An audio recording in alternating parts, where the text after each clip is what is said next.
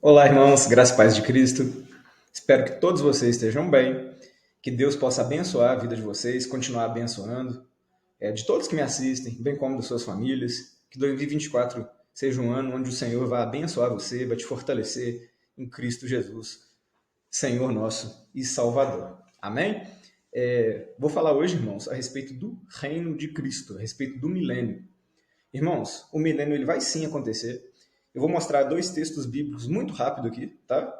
Não que a palavra de Deus, a gente não deva levar tempo meditando na palavra de Deus, mas eu quero trazer para você essa certeza. E eu sei que tem muitas pessoas, talvez não é o seu caso, mas muitas pessoas estão fracas e não conseguem ver um vídeo longo ou participar de um estudo longo da palavra de Deus, porque já estão se entregando aos prazeres da carne, estão fracas espiritualmente. Então o foco do vídeo é trazer força em nome de Jesus, trazer a palavra de Deus. E a palavra de Deus, ela sim nos fortalece, ela é alimento para o nosso espírito, é alimento para a nossa alma.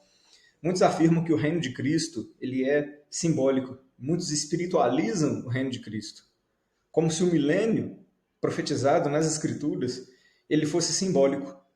Ele já está acontecendo na cabeça de alguns por causa de falsos ensinamentos, ele já está acontecendo desde que Cristo subiu aos céus, após morrer na cruz e ressuscitar. Irmãos, isso não é verdade. Se nós formos crer dessa forma, nós vamos ter sérios problemas com muitos textos bíblicos.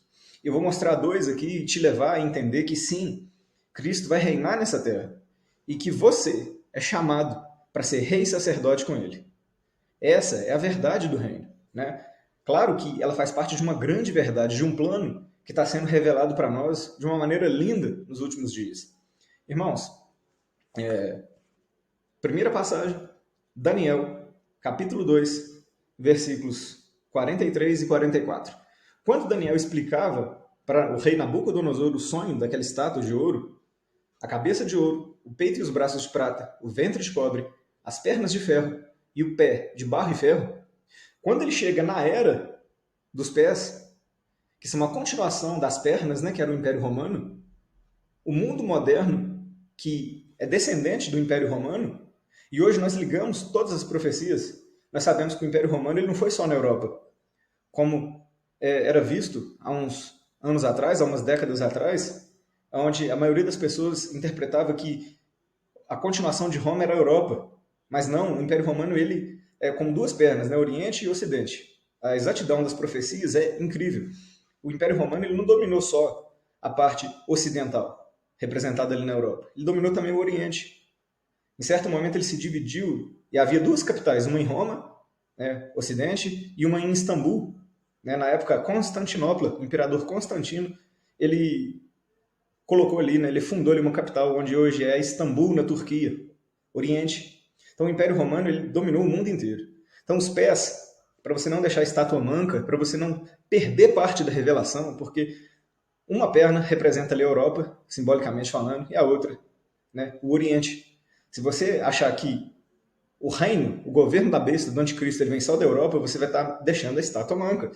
Então, nós sabemos hoje pelas profecias que o reino, a sétima cabeça da besta, né, o último governo com 10 reis que vão dar lugar ao anticristo que vai surgir, ele é um reino que é uma aliança de países, de reinos do mundo inteiro, não somente da Europa, como se pensava há uns anos atrás, principalmente pelos testemunhos de Jeová, que queriam afirmar, por causa das profecias de Ellen White, que o Papa era o anticristo. Nós sabemos hoje que não, irmãos. E aqui, quando Daniel explica para o rei, quando ele chega na parte dos pés, que vão ser 10 reinos, 10 países, né, unidos, que vão dar lugar ao anticristo, ele fala aqui, ó, no versículo 43. Quando ao que viste do ferro misturado com o barro, de lodo, misturar-se-ão com semente humana, mas não se ligarão um ao outro, assim como o ferro e o barro não se misturam. Mas, nos dias desses reis, no dia desses reis, presta atenção, o Deus do céu levantará um reino, então só no dia que houver 10 países que vão passar o reino para o anticristo, só aí, né, nós sabemos que é depois dos 7 anos do governo do anticristo, somando com as outras profecias, nós sabemos disso, olha só. Mas nos dias desses reis, o Deus do céu levantará um reino que não será jamais destruído. E esse reino não passará a outro povo. Então, irmãos, está falando sim de um reino na terra, não algo simbólico. Ah, mas Cristo reina sobre tudo lá do céu. Então quer dizer que na época que Daniel viveu, que era a época do rei da Babilônia, Cristo não reinava? Então esse é um problema que, se eu for interpretar de uma forma simbólica, eu vou ter. Aqueles que interpretam de uma forma simbólica que Cristo passou a reinar, então quer dizer que antes ele não reinava? Deus reina sobre tudo, ele estabelece rei, ele tira reis, ele reina sobre tudo, ele faz o que quer. Porém, ele ainda deu essa terra para os homens reinar. Nós estamos num tempo onde Deus permite que os homens reinem na terra, mas ele derruba reis, tira reis, mesmo os homens reinando, ele faz o que quer. Quem que vai impedir a mão do Todo-Poderoso de operar, irmãos? Mas ele permitiu que os reis, os governantes, até hoje estão governando. Se Cristo estivesse governando, você acha que tinha tanta maldade nesse mundo? Tanta violência? Violência contra a criança, violência contra próprios cristãos, tanta injustiça, tanta mentira, tanta desigualdade. Esse reino não é o reino de Cristo. Nós não estamos participando ainda do reino que vai ser estabelecido, que está se referindo aqui nessa profecia. É claro que Cristo é rei. Ele está sentado à destra do Pai, ele está sentado no trono, ele faz o que quer. E ele mesmo quis dar o reino dos homens, o reino da terra para os homens, até que se cumpra o tempo determinado de Deus. Jesus fala isso lá em Atos 1 com seus discípulos. Não cabe a vocês entender os tempos que foram determinados pelo Pai. Quando os discípulos perguntaram se ele iria restabelecer o tempo, o reino para Israel. Ele vai restabelecer um dia. E esse reino ele não é simbólico. Porque senão, você vai afirmar então que na época da profecia Deus não reinava. Porque está dizendo aqui, nos dias desses reis, Deus levantará um reino que não será jamais destruído. E este reino não vai passar a outro povo. Então está falando de um reino na terra. Porque os metais simbolizados anteriormente na estátua, irmãos, falavam de reinos que iam passar de um povo para o outro. Babilônia, cabeça de ouro, passou para quem? Para Média e para Pérsia, que era o peito e os braços de prata. Média e Pérsia passou para quem? Para Alexandre o Grande, a Grécia, o Império Macedônico, que estava representado no ventre de cobre, e assim sucessivamente. São nações que dominaram a terra. Mas chegará um dia que o Deus do céu levantará um reino que não passará a outro povo. Então está sim falando de um reino que haverá na terra. Tá certo? Você pode ler o capítulo de Daniel inteiro, você pode ler o livro inteiro. Se você somar essas profecias de Daniel 2 com Daniel 7, você vai entender que Deus está falando sim de um reino que virá. E um outro texto que eu queria trazer hoje, aqui, está em Hebreus, capítulo 2, versículo 8, falando de Jesus. Olha só. Todas as coisas lhe sujeitasse debaixo dos pés. Ora, visto que lhe sujeitou todas as coisas, nada, presta muita atenção, nada deixou que não esteja sujeito. Tudo foi entregue a Cristo. Principados, potestades, os homens, tudo. Tudo. Porque foi a graça do Pai entregar tudo a Jesus Cristo. Ele é o primogênito, é o primeiro que ressuscitou num corpo glorioso. Ele é o unigênito Filho do Pai, ele é a imagem do Deus vivo. Sem ele, nada do que foi feito se fez. Ele é o Criador, o Senhor Jesus Cristo. Olha só, mas agora ainda não vemos que todas as coisas lhe estejam sujeitas. O livro de Hebreus foi escrito depois que Jesus subiu aos céus. Como que todas as coisas não estavam sujeitas a ele ainda, então? Como que vai explicar isso, já que ele já estava reinando lá desde o momento que ele subiu? Como eu disse, claro que ele está reinando nos céus, ele faz o que quer, ele é Deus. Quem vai resistir? Quem vai batalhar contra o Senhor? Ninguém, irmãos. Mas nós temos que entender o que a profecia está dizendo. Nós temos que entender que, quando ele fala aqui, que nem todas as coisas ainda, olha só, mas agora ainda não vemos que todas as coisas lhe estejam sujeitas. Hebreus 2,8. O que não está sujeito a Cristo ainda? Os reis da terra, os homens. Por que não está sujeito ainda? Porque ele permitiu que nós fizéssemos o que queremos. Nós temos direito de escolha. Ele é limitado? É. Eu quero nascer um chinês, eu não vou conseguir. Então, meu direito de escolha ele é limitado.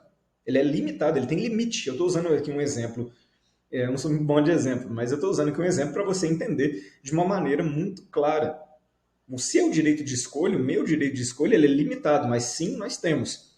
O livro de Apocalipse, no capítulo 22, eu não me recordo o versículo de cabeça aqui agora, mas ele fala que aquele que é puro, se purifique ainda. Então, se você é lavado no sangue do Cordeiro, busca a santificação mais e mais. E aquele que é imundo, se surge mais ainda. A Bíblia não está ensinando ninguém a pecar. Eu já falei disso aqui no canal. Ela está dizendo, ali é uma metáfora para entendermos que ainda vai haver tempo de cada um praticar suas obras, de cada um seguir o seu caminho. Mas é claro que esse caminho vai ter a consequência. E é claro que a Bíblia nos orienta a buscar a santificação. Mas ela está mostrando o direito de escolha do homem e o tempo que Deus deu para o homem exercer esse direito de escolha. Irmãos, haverá um reino, sim. Você é chamado para ser rei e sacerdote nesse reino. Nós somos chamados. E não cai nessa conversa de que nós já estamos reinando com Cristo, não. Terá um reino maravilhoso que virá. E nós estamos falando desse reino. No meu canal é pequeno, ele é insignificante, mas há canais, né, com mais relevância falando a respeito do reino. Há outros canais pequenos também. E nós vamos falar do reino. A verdade, a mensagem verdadeira é essa. Jesus Cristo vai voltar, sim, mas ele será visível. E todo olho verá. E quando ele voltar, ele vai reinar. E o reino de Cristo ele não vai passar para outro povo, para outra nação. E ele é o herdeiro de tudo. E nós somos co-herdeiros com Cristo. A Bíblia diz que nós vamos herdar junto com ele este reino. Ao soar da última trombeta, os mortos em Cristo ressuscitarão. Então não importa se nós estaremos vivos ou mortos, esse dia vai chegar.